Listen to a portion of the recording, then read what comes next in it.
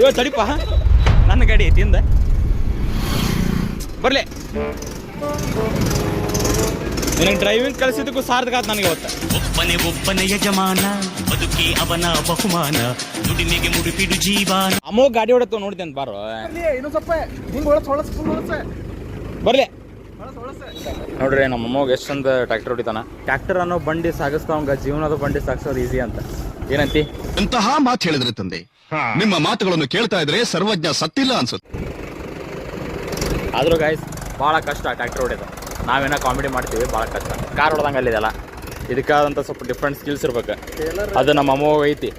ಸಣ್ಣಾಗಿರ್ತ driver ಆದವನ ನಮ್ಮೂರಾಗ ಯಾರು ತರಲಾರದ ತಂದ ಸೀರಿಯಸ್. ನಾನು ಡ್ರೈವಿಂಗ್ ಹೇಳ್ಕೊಟ್ಟ ಸ್ಟೂಡೆಂಟ್ ಇಷ್ಟು ಚಂದಾಗಿ ಗಾಡಿ ರಿವರ್ಸ್ ಆದ್ರೆ ನನಗೊಂದು ಹೆಮ್ಮೆ. ನಾನು ಹೊಡ್ಯಾಕೆ ಬರೋಲ್ಲ, ಹೇಳ್ಕೊಡ್ತೀನಿ. ನಾನು ಬರೋರಿಗೆ ನನಗೂ ಬರಲ್ಲ. ನಾನು ಕಾರ್ ಹೊಡಿತೀನಲ್ಲ, ಕಾರ್ ಬೈಕ್ ಎಲ್ಲ ಹೊಡಿತೀನಿ. ಟ್ರ್ಯಾಕ್ಟರ್ ಹೊಡೆಯಂಗಿಲ್ಲ. ಅವ್ನು ಹೇಳ್ಕೊಟ್ಟಿಲ್ಲ, ನಂಗೆ ಹೊಡ್ಯಾಕೆ ಬರಲ್ಲ ಅಂತ ಅವ್ನು ಹೇಳ್ಕೊಟ್ಟಿನ. ನೋಡಪ್ಪ ಇದು ತಲೆಗಿರ್ತಾರಲ್ಲ, ಶೈನರ್ ಜೊತೆ ಮಾತಾಡ್ಬೋದು, ತಪ್ಪು ಜೊತೆ ಮಾತಾಡ್ಬೋದು, ನಡುವೆ ಇರ್ತಾರ ಗೊತ್ತಲ್ಲ. ಜೀವನ ಅಂದೇಶ್ವರ, ಅವನೊಬ್ಬನೇ ಈಶ್ವರ.